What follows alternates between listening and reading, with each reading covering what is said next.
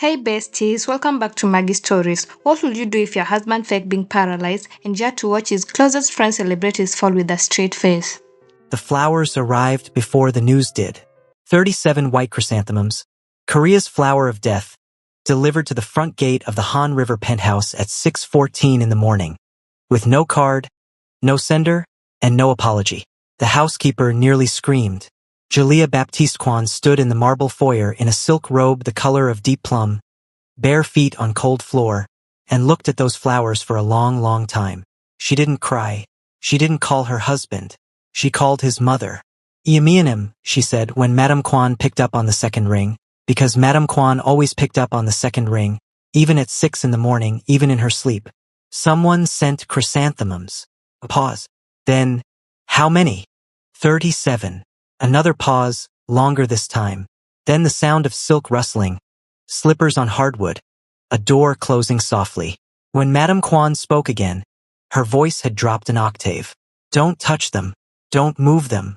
And don't let Sikjin see them when he comes home. He's not home yet. The silence that followed that sentence had texture. Wait, the kind of silence that meant both women were thinking the same thing and neither wanted to say it out loud. Come to me, Madame Kwan said finally. Bring your overnight bag. Julia hung up the phone, looked at the flowers one more time, and felt something cold move through her chest.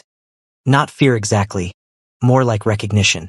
Like her body already knew something her mind hadn't caught up to yet. She'd been in Seoul for 6 years. She'd been Kwan Sikjin's wife for 4. And in those 4 years she had learned, slowly, carefully, the way you learn a language you were never supposed to speak. That peace in this world was always borrowed. It was always someone else's emergency waiting to become yours.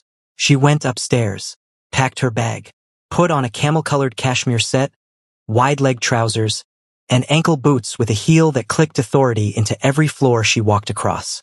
Gold hoops, a delicate chain. The watch Sikjin had given her in Jeju on their 2nd anniversary.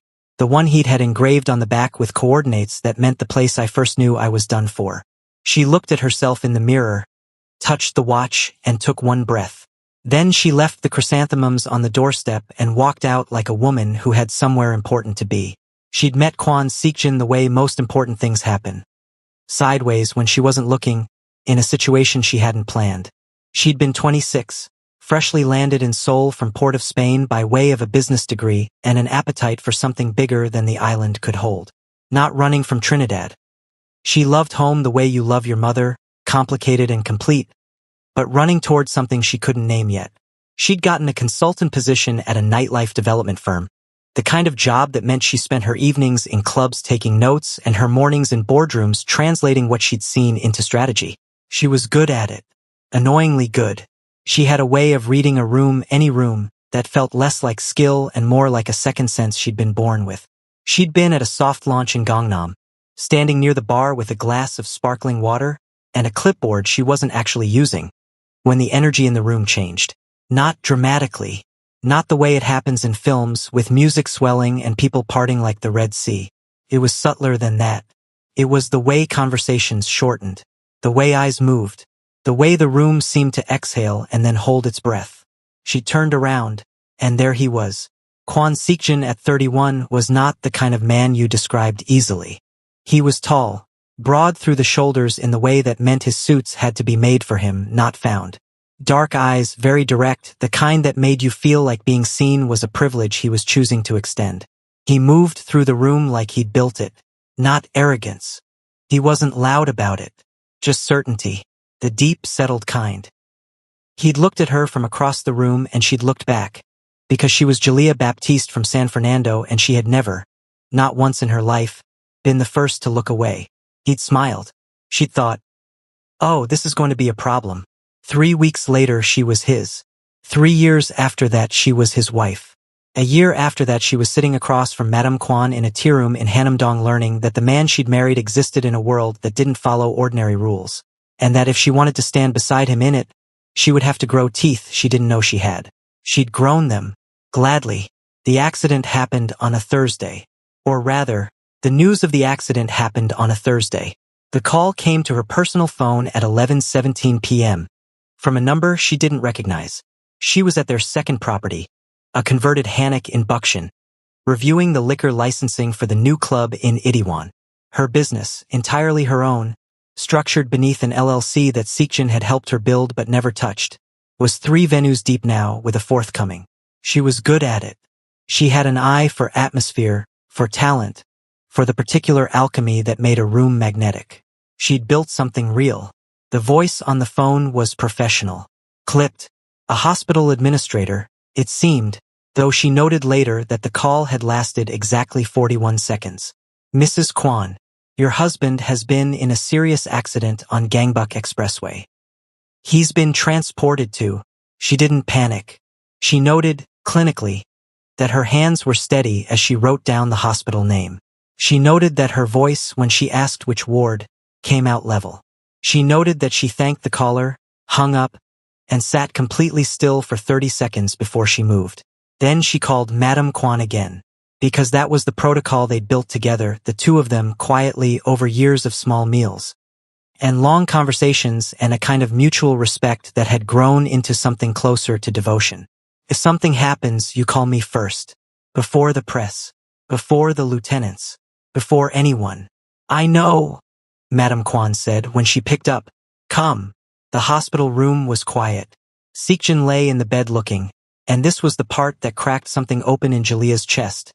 The part she hadn't been prepared for. Genuinely diminished. He was good at it. Breathtakingly good. The tubes, the monitors, the still weight of him beneath the sheets. His father sat in the corner chair, face carved into grief, and didn't look up when she entered. His mother stood at the window with her hands folded, and when Jalia came to stand beside her, she put one hand on Jalia's arm and squeezed once. Hard, grounding, real, and that was all. The doctors spoke. Spinal contusion. Significant. Uncertain prognosis. Rehabilitation. Time. Jalia nodded. Asked careful questions. Held Seekjin's hand, which was warm and alive and entirely healthy, but could not squeeze back because that was the story they were telling. She kissed his forehead. She sat beside him for 2 hours. And the whole time, somewhere beneath the performance of her grief, because she was performing, she didn't fully understand the plan yet, but she understood that it was a plan and that her role was to believe in it absolutely. She was thinking. She was cataloging. She was remembering. 3 weeks before the accident, she'd been in Seekjin's study late at night, jet-lagged from a supplier trip to Japan, unable to sleep. He'd left his laptop open. She hadn't meant to look, except that she had, because she was Jalia Baptiste Kwan, and looking was her greatest skill. What she'd seen on that screen had taken her a full week to fully process. Financial transfers she didn't recognize. Names she did. A group chat. 4 of them. Men she'd shared dinner tables with, men she'd poured drinks for. Men who had called her Uni in the fond, familiar way. Full of things that turned her stomach and then turned it again into ice. She hadn't confronted Seekjin immediately. She'd sat with it. Moved through their house differently, more quietly. Started paying attention in new ways. And it was during this period, maybe 10 days in, that she'd been sitting in the kitchen at midnight with a cup of bush tea her mother had sent from home, half dozing over a contract, when she'd heard Seekjin's voice from his office. Low. Measured. Speaking in a register she recognized as his serious register. Not the voice he used for boardrooms or social dinners, but the one that meant the conversation was load-bearing. She drifted closer. Not deliberately, she'd tell herself later, though she knew that wasn't true, and stood in the hallway and listened. And she understood Korean. Had for 2 years now.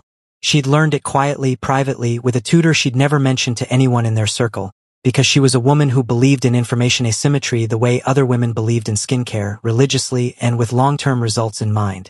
She heard everything, and what she heard made everything she'd seen on that laptop cohere into a single, terrible, elegant picture.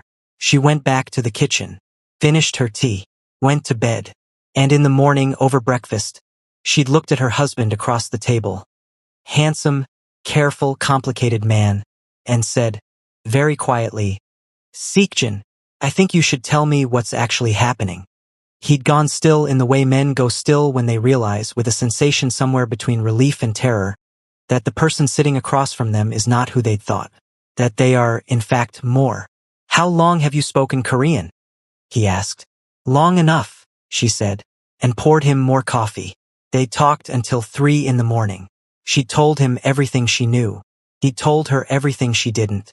And by the time dawn started coming through the windows, gray and quiet over the river, they had the bones of something. We give them what they want, he said. We let them think they've won. And then, she said. And Seekjin had looked at her, the way he'd looked at her in that club in Gangnam 7 years ago, the way that said you are a problem I chose and I would choose again, and smiled. By Friday morning, the news had spread the way bad news always does in worlds built on power. Fast, and with pleasure barely concealed beneath the performance of concern. Kwon Seekjin paralyzed. Kwon Seekjin incapacitated. Kwon Seekjin finished. She saw it in the messages that came to her phone. 53 of them in the first 12 hours, all some variation of "we're so sorry. Please let us know if there's anything we can do," the kind of sympathy that tastes like appetizers before a feast the sender has already planned. She saw it in the flowers, not chrysanthemums this time, because now the death they were celebrating was social, not literal. Enormous ostentatious arrangements delivered to the hospital from men who had sat at her dining table 6 weeks ago and laughed at her husband's jokes. She responded to every single message. Warmly, promptly, in perfect, native-level Korean. She was gracious. She was soft-voiced. She was the picture of a devoted wife bravely holding it together. And she noted every name. By Sunday, the board had voted. Efficiently. She had to admit, they'd moved fast. To restructure Seekjin's holdings under a temporary directorial committee. A polite word for "we're taking what's his while he can't stop us." She'd gotten the legal documents forwarded to her by Seekjin's actual attorney. Not the firm the board used, his personal one. A woman named Kim Boyeon who was brilliant and loyal and had been told everything. And she'd sat with them on the bedroom floor of Madame Kwon's house, cross-legged in cream loungewear, reading every clause while Madame Kwon brought her barley tea and sat beside her in silence. "They moved faster than we expected," Julia said. "Hyenas," Madame Kwon said simply. "They were hungry before he fell." Julia looked up at her. At this woman, elegant, compact, with Seekjin's eyes and a spine like architecture, who had never once, in 4 years, made her feel like an outsider in this family, who had taken her shopping for Chuseok the first year. Not because it was expected but because she'd wanted to. Who had sat with her through a miscarriage 2 years ago and held her hand and said nothing for an hour, which was exactly the right thing. Who had, when the news of the accident broke, not crumbled but organized. "They don't know I can see all of it," Julia said. Madame Kwon nodded once. "That is the point." On Monday she went to the hospital in a chocolate brown wool coat with a wide lapel and structured shoulders, tailored cigarette trousers in cream, and low-heeled boots. A silk scarf at her neck, rust and gold Hermes, the one she'd bought herself after closing the Itaewon licensing deal. Her hair was pulled back, smooth, with a few pieces loose around her face. Understated, controlled. The look of a woman who had slept when she hadn't and eaten when she'd barely managed tea. She pushed the wheelchair herself. They went to the garden. It was cold. November in Seoul is a serious kind of cold. Not the wet gray cold of rainy season but dry and clean and cutting. She'd brought a blanket for his lap and her own coat was buttoned to the throat and she walked slowly, wheels on the path, and didn't say anything for a while. "Someone photographed us yesterday," Seekjin said quietly. His voice was normal, low and warm and completely his, because they were alone here. "I know," she said. "I saw the account. Some gossip blog. They used the word tragic." One of the comments said I was performing. Her voice was entirely neutral. "That no wife is that devoted." He turned his head slightly, which was the only way he could look at her from the chair. "What did you think when you read that?" "I thought," she said, steering them around a low hedge, "that people who have never been loved properly cannot recognize love when they see it." A pause. The bare branches of a ginkgo tree overhead. Pigeons somewhere. "Julia, don't," she said quietly. "Don't thank me. Don't do that." "I wasn't going to thank you." "What were you going to do?" He was quiet for a moment. "Then, tell you that I'm sorry. That I've been running so long in a world full of people who wanted something from me that I forgot. I actually forgot, for a minute, what it felt like to have someone who didn't." She stopped pushing, stood behind him, put her hands on his shoulders, just rested them there, the weight of her palms, the warmth. You didn't forget, she said. You just got confused. Those aren't the same thing. Above them, the last gold leaves of the ginkgo tree let go, one by one, drifting down through cold air, going nowhere in particular and getting there peacefully. She started walking again. The gossip blog was called Soul Whispers and it had 2.3 million followers.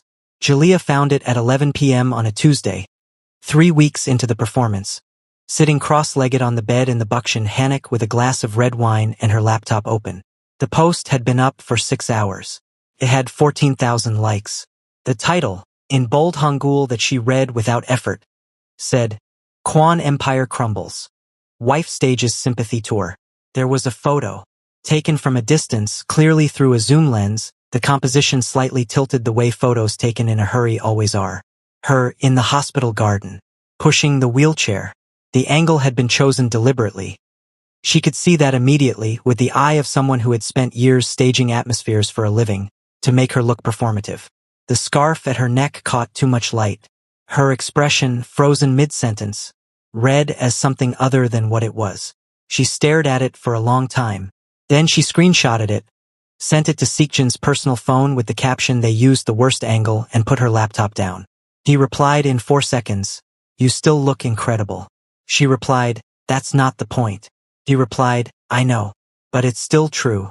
She put the phone face down and lay back on the pillow and looked at the ceiling of the hammock. Old dark timber, the particular quiet of a building that had stood through several centuries of other people's dramas, and thought about what she was going to do about Soul Whispers. She decided by morning. The account posted again on Thursday. This time it was a clip. Someone had filmed her from across the street as she left the hospital, walking to the car. 10 seconds of footage, her in a long charcoal coat and wide-leg trousers, sunglasses on, driver holding the door. The caption said, The grieving wife doesn't look too grieved.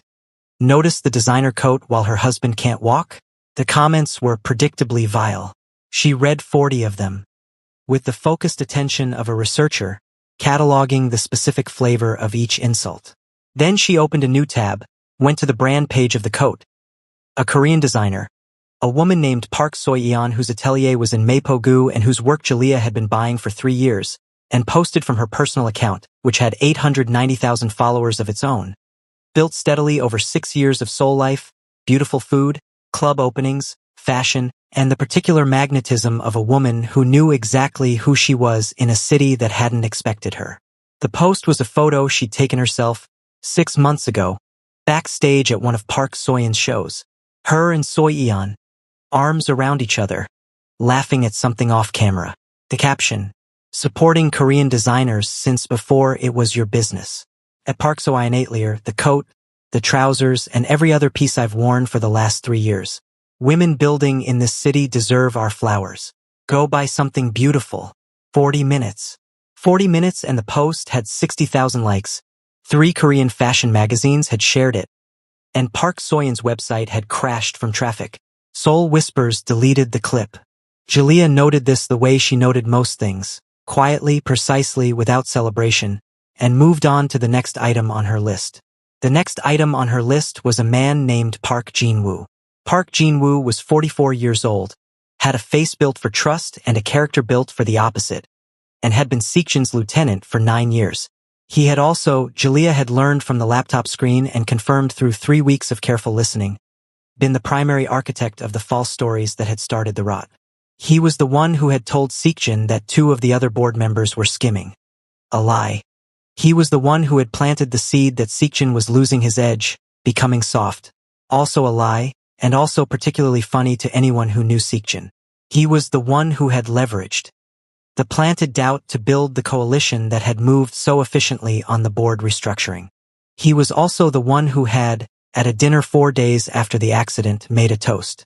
She hadn't been there, but she had a contact who was a woman named Song Minji who ran one of Jalea's bars and had been present as a +1 and had texted Jalea afterward with a screenshot of the toast.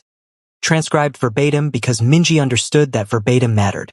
To the next chapter, Park Jin-woo had said, raising a glass. For those of us who knew this day would come. Jalea had read that text in the bath. She'd stayed in the bath for a long time afterward. Hot water, quiet, the particular stillness of a woman deciding something. She decided, Park Jin-woo would destroy himself. She was simply going to arrange the conditions. She started wearing color again in week 4. Not loudly. She wasn't performing a recovery.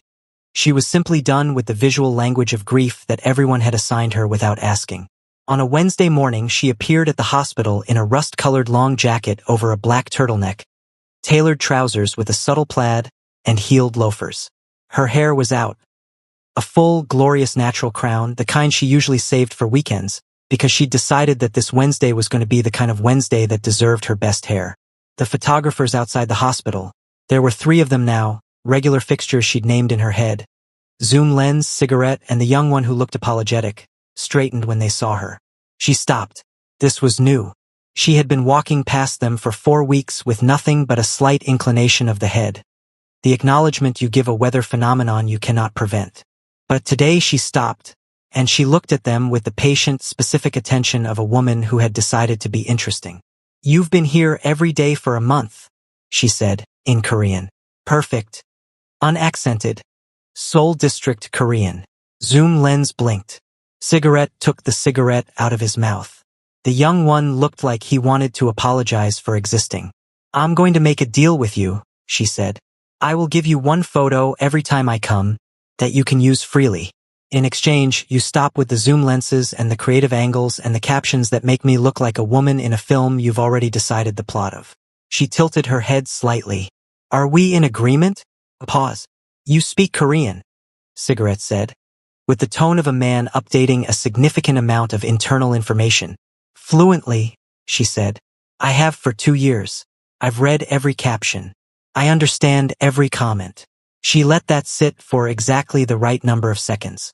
"So, do we have a deal?" They had a deal. From that day forward, the photos of her outside the hospital were, somehow inexplicably against the nature of the genre, dignified. Occasionally even beautiful. The young one, whose name turned out to be Dae-hoon and who was 23 and had genuine compositional instinct, started treating her arrivals like editorial work. She noticed this and, one afternoon, said so. He nearly fainted. Seoul Whispers reposted one of Dae-hoon's photos with the caption, "Okay, but the Kwon wife is actually," and then nothing, just the photo and 3 fire emojis. Jalea sent Dae-hoon a coffee via the hospital cafe and didn't mention it. Madame Kwon, it turned out, was an intelligence operation in a Chanel cardigan. This was not something Jalea had underestimated exactly. She had always known Seokjin's mother was formidable, but the specific form it took in this situation was genuinely impressive. Madame Kwon had, over 4 decades of standing beside her own husband in a world built on similar rules, developed a social network of such thoroughness and precision that it functioned less like a friendship circle and more like a surveillance system with excellent catering. She had lunch with someone every day, bridge club on Tuesdays, a prayer group on Friday mornings that was, Jalea suspected, only nominally about prayer. Her phone produced a steady, low-volume stream of information, who had dinner with whom, who'd been seen at which hotel lobby, whose wife had started wearing new jewelry that didn't match the household income, which boardroom conversation had been overheard by which assistant who mentioned it to which housekeeper who happened to be cousins with Madame Kwon's housekeeper. She would relay all of this to Jalea over tea, in the unhurried manner of a woman reporting mildly interesting weather. "Park Jin-woo bought a new car," she said one afternoon. "German. The large one." Jalea looked up from the document she was reviewing. "He bought it before or after the restructuring? The dealership paperwork is dated 3 days after." Jalea wrote this down. "Also," Madame Kwon continued, refilling her own cup with the unhurried pour of a woman who had never done anything in a rush and saw no reason to start. Han Jung-soo's assistant told his wife's housekeeper that there was a second meeting last week. Not at the office. At a private restaurant in Songbuk-dong. Who attended? Madame Kwon produced, from the pocket of her cardigan, a folded piece of paper. On it, in small, neat handwriting, were 4 names. Jalea stared at the paper. Then she looked up at Madame Kwon, who was sipping her tea with the expression of a woman who had simply been doing what needed doing. "Iamianim," Jalea said. "You are genuinely terrifying." Madame Kwon smiled. The small, private smile she shared with no one but family. "My son's wife is being slandered by small men," she said simply. "Did you think I was going to sit and watch?" She visited Seokjin every day, always with intention.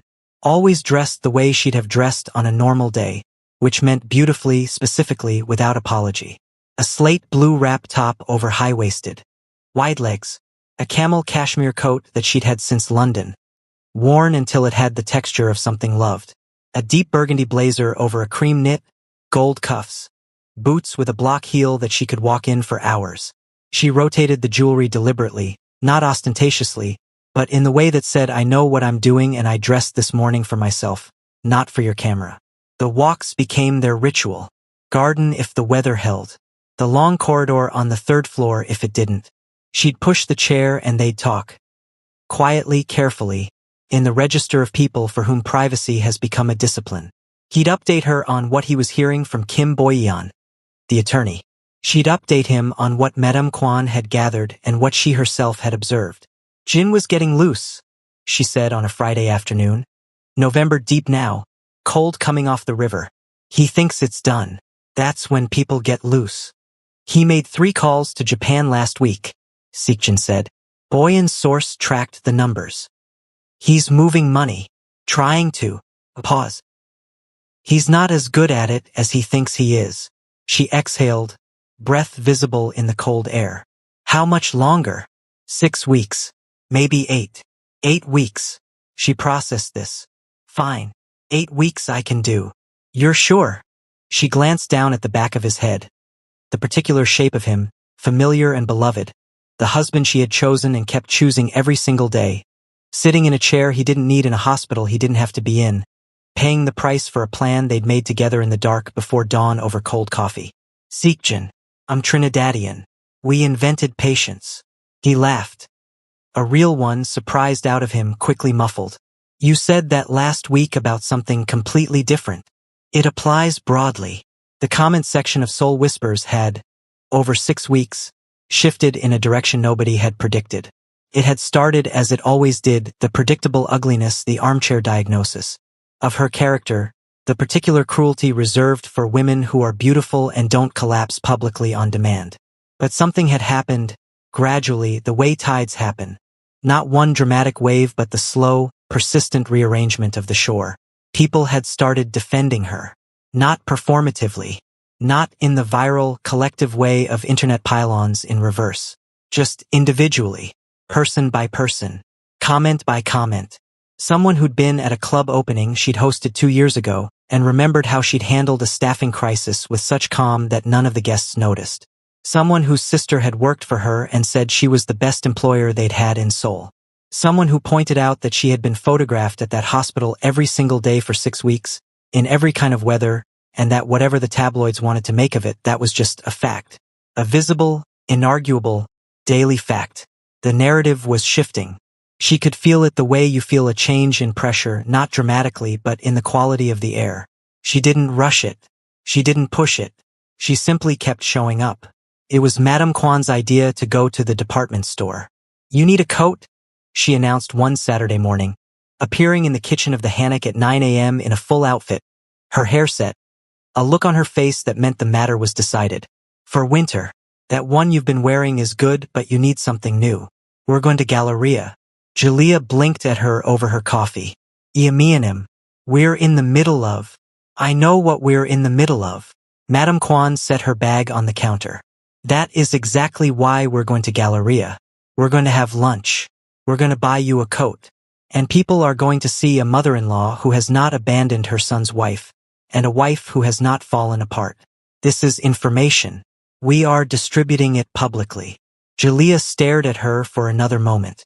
Then she put down her coffee and went to get dressed. She wore cream, a thick-ribbed turtleneck, tailored camel trousers, white gold earrings shaped like small bars, her hair pinned loosely with a few pieces falling. Clean, rich, unassailable. The coat she chose at Galleria was a deep forest green, structured, double-breasted, with the kind of lapels that meant business in the most elegant possible register. Madame Kwan watched her try it on, tilted her head, nodded once with the finality of a judge delivering a verdict. Yes, she said. That one. It's expensive, Julia said. Madame Kwan looked at her with an expression that suggested she hadn't heard the word expensive used in a sentence unironically in some years. Julia, she said. My son married you. This family will never let you look anything but your best. Not while I'm standing. Jalea turned back to the mirror, looked at herself in the green coat, in the bright department store light, with Seekjan's mother standing behind her like a small, elegant fortress. She thought, they have no idea what they started. She said, I'll take it. The thing about loose men is that they talk. Park Jin-woo, 7 weeks into believing he'd won, made the mistake that men in his position always make eventually. He celebrated. Not at a small, private dinner. Not carefully the way a man with enemies should celebrate. He celebrated at a venue. A good one. A rooftop bar in Yongsan with a guest list of 40 people, all of whom had phones, several of whom had loosening loyalties, and one of whom, this was the specific and beautiful detail, was the silent partner in one of Jalea's venues who had told her about the event, the guest list, and the content of the toasts in real time via text message, while she sat in the Bukshan hammock eating tiak her mother-in-law had made and watching a documentary about oceanography. She read the texts. She read them twice. Then she forwarded them to Kim Boyan with a single line. I think we have enough. Boyan replied 3 minutes later. I've been thinking 8 weeks. I'm revising to 2. Jalea put the phone down, looked at the documentary, something about deep-sea creatures that survive impossible pressure by being built differently than everything else. She thought, yes, exactly. She turned the volume up and finished her tiak. The invitation went out on a Monday. It was elegant. Of course it was elegant. Kim Boyan didn't do anything that wasn't.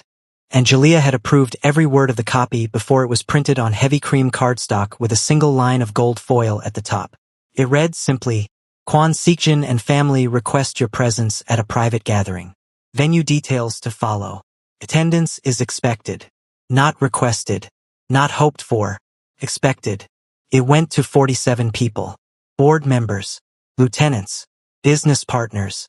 A careful selection of press. Not tabloids, not Soul Whispers and its zoom lenses, but 3 journalists whose work was serious and whose discretion could be trusted to break at exactly the right moment.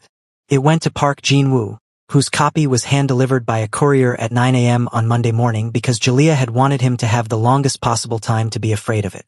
She'd watched the tracking notification confirm delivery, set her phone down, poured herself a second coffee, felt nothing in particular except a clean, satisfied calm. The feeling of a door about to open that you've been building toward for 2 months. The gathering was scheduled for Saturday. 5 days. She used all 5 of them. Tuesday she went to the hospital for the last time. She dressed for it specifically. Not the way she dressed for the visits over the past 8 weeks. The careful, devoted wife wardrobe of cashmere and restraint. This time she wore black. A fitted black turtleneck, wide-leg black trousers with a slight sheen, her long black coat with the oversized buttons she'd bought in Paris 3 years ago and saved for occasions that deserved it. Black-heeled boots. The only color was gold, heavy earrings, 2 stacked rings, the watch. Her hair was down, full and natural, the crown of it catching the fluorescent light of the hospital corridor like it was doing it a favor. Daehoon was outside with his camera when she arrived. He straightened, raised it, then paused. Something in her energy today different enough that his instinct fired before his professional habit could override it. She looked at him, nodded once. He took the photo. Later, when it circulated, and it did widely with a speed that felt almost inevitable, it would be called a dozen different things by a dozen different outlets. Striking. Defiant. The image of the season. One blogger, whose taste Jalea privately respected, simply captioned it. She knew something. She did. The room Seekjan was in had been on the 4th floor, east wing, with a window that faced a small courtyard where a single persimmon tree had gone orange and then bare over the course of their 8 weeks. She'd watched that tree through every visit. Something to look at during the conversations that required looking somewhere other than at each other. She'd watched it lose its fruit, lose its leaves, reduce itself to pure structure. Just branches. Just the essential shape of itself, undecorated. She'd thought about that tree more than she'd told anyone. She sat beside him now, not for long 30 minutes, the last legitimate hospital visit, after which the medical narrative would quietly, officially conclude, and they were mostly quiet. There was a particular quality to their silences that had developed over 8 weeks of this. The silences of people who had said the important things and were now simply existing near each other, which is its own kind of language. You ready? She said eventually. He turned his head to look at her fully. No wheelchair angle, no performance, just him in the bed, looking at his wife with the specific expression she'd cataloged over 4 years of marriage as meaning I'm not going to tell you what I'm feeling because you already know. Ask me something harder, he said. She almost smiled. Your mother made galbajim for Saturday. She's been marinating since yesterday. She makes it when she's either very happy or very serious. She's both. He nodded slowly. Outside the window, the bare persimmon tree stood in the gray November courtyard, unadorned, completely itself. Jalea, when this is done, he stopped, started again. I want to take you somewhere, not Seoul, somewhere neither of us has work. Where we can just. Yes, she said before he finished. He blinked. You don't know where I was going to say. Doesn't matter, she said. Yes. He looked at her for another long moment. Then he turned back to the window. Trinidad, he said quietly. I want to go to Trinidad. I want to meet everyone. I want to see where you grew up. She hadn't expected that. She sat with it. The image of him in San Fernando at her aunt's house, in the noise and color of home, the particular overwhelming hospitality of a Trinidadian family receiving the man their daughter had married. Her mother would cook for 3 days. Her cousins would interrogate him beautifully. He would sit in it all with his particular dignified calm and somehow, she knew, completely win every single one of them over. She felt something move through her chest. Warm and complicated and entirely good. They'll never let you leave, she said. Good, he said. I don't want to. Wednesday and Thursday belonged to logistics. Kim Boyeon worked with the focus of a woman who had been waiting 2 months for this particular week and was not going to waste a second of it. The legal documentation was immaculate. 8 weeks of evidence, gathered through legitimate channels, waterproofed against every challenge, organized into a narrative so clean and damning that Boyeon had described it to Jalea as almost poetic. Almost. Boyeon was not a woman who used poetic fully. The financial forensics alone, the money Park Jinwoo had been moving, the transfers, the new car, the rooftop party, and who'd funded it, constituted a criminal matter independent of the board situation. That particular file had been walked quietly to the right desk by someone whose name Jalea didn't know and didn't ask for. Seekjin's father, it emerged, had contacts she hadn't previously appreciated. A Byoji, who had spent 8 weeks sitting in hospital corridors with his grief carved onto his face, had also apparently spent those weeks making phone calls that had rearranged things significantly. She'd found this out from Madame Kwan, who'd mentioned it over breakfast Thursday morning with the tone of someone relaying completely ordinary information. Your father-in-law, Jalea said carefully, he has been a husband, Madame Kwan said simply, for 41 years. Did you think he didn't know how? Jalea looked at this family she'd married into, this small, formidable unit that had closed ranks around her without fanfare, without making it a production, simply because she was theirs and that was the end of the analysis, and thought, not for the first time, that she had been remarkably lucky in the specific way that isn't luck at all but something you earn without knowing you're earning it. Thank you, she said. Both of you. For all of it. Madame Kwan waved this off with the hand gesture she used for compliments she found excessive. Eat, she said, and pushed the galbajim toward her. Friday she spent alone. Not productively. Not planning. Just alone. In the Buckshin Hannock. In the quiet of the place that had been their shelter for 2 months. Walking through each room slowly, looking at things. The way afternoon light hit the inner courtyard. The desk where she'd read legal documents on the floor at midnight. The kitchen where Madame Kwan had made tea and delivered intelligence with equal serenity. The window she'd stood at during the first week when the full weight of what they were doing had pressed down on her in the dark and she'd stood there breathing through it until it passed. She called her mother. Her mother, Mrs. Celestine Baptiste, was 61 years old, lived in San Fernando, had raised Jalea on a specific combination of love and high standards and a very Trinidadian refusal to be impressed by things that didn't deserve it. She also had, as Jalea had inherited, an instinct for the essential thing, the ability to cut through everything peripheral and locate the actual matter at hand. So it's tomorrow, her mother said. Tomorrow. And you good. Jalea looked out at the Hannock courtyard. The small stone path, the winterbear plum tree, the gray Saturday sky already arriving in Friday's light. Yeah, Mummy, I'm good. You sound good, her mother said, with the particular approval she reserved for things that actually merited it. You sound like yourself. I've been myself the whole time. I know. That's why I wasn't worried. A pause. The sound of Port of Spain traffic somewhere in the background, familiar and far away. Your aunties want to know when you're coming home. Soon. We're both coming. A beat. Then her mother made a sound, small, warm, the sound of a woman who'd had a specific hope for 4 years and was hearing it confirmed in a specific way. Both, she repeated. Both, Julia said. Saturday arrived the way important things do, looking exactly like any other day until it didn't. The venue was a private event space in Hanamdong that Seekjan's family had used for decades, a converted mansion with high ceilings and dark wood floors and windows that ran floor to ceiling on the south side, flooding the main room with whatever light the season offered. November offered gray and silver, which turned out to be exactly right. Julia arrived early. Of course she did. She wore deep burgundy, a floor-length dress in heavy silk crepe, long-sleeved, with a wide neckline and a silhouette that was clean and serious and absolutely not playing. A structured black coat over it, open, the green Galleria coat saved for something else. Her jewelry was gold and significant. The large hoops, a cuff on her right wrist, 3 rings, the watch. Her hair, the full natural crown, completely unrestrained, the way she wore it at home, the way she wore it when she was most herself, framed her face like it had opinions.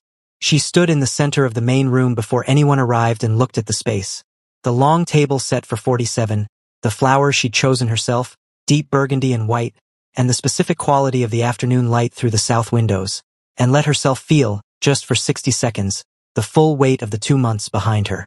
Then she let it go, rolled her shoulders, looked at the door. Let's go. They arrived in the way people arrive at events they're not sure how to read, cautiously, reading each other's faces in the entrance for information. She greeted them at the door. Every single one of them. Warm, specific, entirely composed, in perfect Korean. The board members who had voted at speed to strip her husband's authority. The lieutenants who had toasted to his fall. The business partners who had shifted allegiance with the efficiency of men who'd been waiting for an excuse. She smiled at all of them. Park Jin-woo arrived 20 minutes in. He dressed well. He always dressed well. It was one of his habits that she'd found grimly impressive. He was 52 now. She looked at him squarely, not 44 as she'd somehow been counting, with the careful grooming of a man who understood that appearance was power. He took her hand when she extended it and said all the right things. How are you holding up? You've been so strong, such a difficult time. With the face of a man who believed completely that she was what he'd always assumed her to be. Decorative, devoted, and, crucially, not paying close enough attention. Thank you for coming, she said, in Korean, holding his gaze for exactly 1 beat longer than comfortable. Something moved in his eyes. Small, fast, gone. She smiled and moved to the next guest. Seekjan's parents arrived together, as they always did. A Byoji in a dark suit, Madame Kwan in a structured champagne jacket and black trousers, her hair immaculate. They moved through the room with the unhurried authority of people who had been in rooms like this for 40 years and had never once needed to perform. A Byoji shook hands. Madame Kwan received each greeting with a graciousness so precise it was impossible to tell it contained anything else. At one point she caught Julia's eye across the room. The smallest nod. The private smile. Julia turned back to her conversation. They'd been in the room for 40 minutes. The drinks had circulated.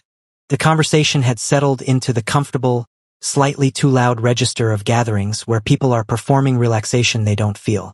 The 3 journalists were positioned where Julia had suggested, which was where the sightlines were best. Kim Boyan was standing near the far wall, by the windows in a charcoal suit, holding a glass of water she hadn't touched, watching the room with the focused attention of someone conducting the final check of a very intricate piece of machinery. She caught Julia's eye, tapped her watch once. Julia set down her glass. She walked to the front of the room. Not the head of the table, the actual front, where the south windows made a wall of light behind her, and she didn't tap anything for attention or clear her throat. She simply stood there, and the room quieted around her the way rooms quiet when something is about to change. Thank you all for coming, she said. Clear voice, unhurried. I know the invitation was brief, But this is a brief kind of gathering. She let her gaze move through the room, not performing the scan, actually doing it, landing on specific faces, watching what happened when she did. 8 weeks ago, my husband had a serious accident. Most of you sent flowers. Several of you called. All of you, in one way or another, responded to the news the way people respond. When a significant person falls. Another pause. I appreciated the flowers. Silence. What I appreciated less, she said in the same unhurried tone, was the board resolution of November 4th, the financial restructuring of November 9th, the dinner in Songbukdong on November 14th, and the rooftop party. She turned her eyes with great specific intention to Park Jin-woo. On November 21st, where a toast was made that I have, for the last 3 weeks, had completely memorized. The room had stopped breathing. Park Jin-woo's face had done something complicated and was still doing it. My husband wants to say something, Julia said, and stepped to the side. The door at the east end of the room opened, and Kwon Seokjin walked through it. Not rolled, not assisted. Walked. In a dark navy suit she'd chosen with him on Wednesday, the fit of it precise, the white shirt open one button at the collar, no tie, because he'd never liked ties and 8 weeks of hospital-adjacent theater hadn't changed his taste. He walked with his own stride, the particular one she'd watched cross 100 rooms, the one that had made a room in Gangnam go quiet 7 years ago, unhurried, settled, certain. The sound that went through the room was not quite a gasp and not quite silence. It was the sound of a reality restructuring, of a story that had been written in one direction suddenly and irrevocably writing itself differently. He walked to where Julia stood, stopped beside her, looked at her first, before anyone else in the room, before the board members and the journalists and the man whose face was now doing something irreversible. He looked at his wife. You look incredible, he said quietly. You're standing, she said. I've been standing. I know. She straightened his lapel an inch that didn't need adjusting because she wanted to, because they were in public and she was doing it anyway. Go ahead. He turned to face the room. He spoke for 11 minutes. She told him not to go longer and he hadn't. Seokjin at his best was never verbose. He had the particular intelligence that understood brevity as a form of respect, and the particular authority that didn't need volume to land. He spoke about the accident that wasn't one. He spoke about the 8 weeks and what they'd revealed. He named names, 3 of them specifically, clearly, with the evidence referenced precisely enough that the 3 journalists were writing quickly. He spoke about the board resolution and what would happen to it. He spoke about Park Jin-woo, who had, in the past 4 minutes, aged visibly. He did not raise his voice once. When he finished, there was a silence that lasted long enough to have texture. Then Park Jin-woo stood up. She'd wondered if he would. He had the particular pride of a man who cannot help performing even when the performance has nowhere to go. He started to say something. She caught the first 2 words, which were "you can't." And then Kim Boyeon stepped forward from her position at the window, set her untouched glass of water down on the table, and placed a document in front of him. He looked at it, sat back down. Boyeon returned to her position, picked up her water, finally drank some. The room dissolved the way rooms do when the structure holding a fiction collapses, fast, and in several directions at once. Some people left immediately, including 2 board members whose exits had the quality of genuine shame, which Julia found unexpectedly she had some feeling about. A few stayed, the people who had sent real concern and not performed it, the ones whose messages she'd read and placed in a different internal category, the ones who would form the nucleus of what came next. Seokjin's father crossed the room and took his son's hand. No words, just the grip and then a Byoji's face. The carved grief of 8 weeks releasing all at once, briefly, before he composed himself, because he was not a man, who came undone in public. Seokjin kept his father's hand for a long moment. Madame Kwon appeared beside Julia, did not say anything, simply stood there, close enough that their arms touched, which was everything. Later, much later, after the journalists had left and the room had cleared and Boyeon had packed her documents and gone and a Byoji had taken Madame Kwon home, they were alone in the emptied venue, the 2 of them, the long table still set with its burgundy flowers and half-empty glasses. Seokjin had his phone out. He was looking at something on the screen with an expression she'd learned meant he was about to do something slightly ridiculous that he'd thought about more carefully than he'd admit. "What are you doing?" she said. He pressed play. Music came out of the phone speaker, not great quality, tinny in the empty room. She recognized it in 2 seconds. A song she'd put on one rainy Sunday 3 years ago, doing nothing in the penthouse kitchen, and started dancing to unself-consciously, not knowing he was watching from the doorway. He'd never mentioned it. She'd never known he'd seen it. But she recognized from the first note what he was doing. She looked at him. He was already moving. Not elaborately, not performing it, just with the easy, unhurried joy of a man who had been still for 8 weeks and was now himself again in every direction. He held out his hand. She looked at the hand, at the empty room, at her husband, standing on his own 2 feet, in the venue where everything had just cracked open and rearranged into something better. She took his hand. They danced in the empty room with the burgundy flowers and the gray soul light coming through the south windows and nobody watching, which was the only audience that had ever actually counted. 3 months later, a photo circulated online that nobody quite tracked to its origin. It showed Kwon Seokjin on a beach, not Seoul, somewhere warmer, somewhere with that specific quality of Caribbean light that is different from any other light on earth. He was barefoot. He had his shoes in one hand. He was laughing at something off camera with the complete, uncurated laugh of a man who has set something down and not picked it back up. The comments section lost its mind trying to determine the location. Julia's account posted the same day a single photo. Her own feet in the sand. Next to his, the sea beyond them impossibly blue. No caption. Just a small gold sun emoji. Her mother had commented first, "Welcome home, baby," with the flag of Trinidad and Tobago. It had 40,000 likes before midnight. Soul Whispers reposted it. The caption said, "Okay, we were wrong about her. We were completely wrong." Julia never responded. She was at her aunt's kitchen table eating the best food she'd had in 3 years, listening to her husband attempt Trinidadian dialect with her cousins, failing spectacularly, and laughing so hard she had to put her fork down. Kwon Seokjin, it turned out, could not do a Trinidadian accent to save his life. He kept trying anyway. She let him. Hello besties, in this story we learned that not everyone clapping for you when you rise will cry for you when you fall. Some of them plan the fall. Guard your peace, guard your circle. The people who love you will stay through the performance. The ones who don't will reveal themselves the moment they think you are finished. Thank you so much for watching. Kindly like, subscribe and share.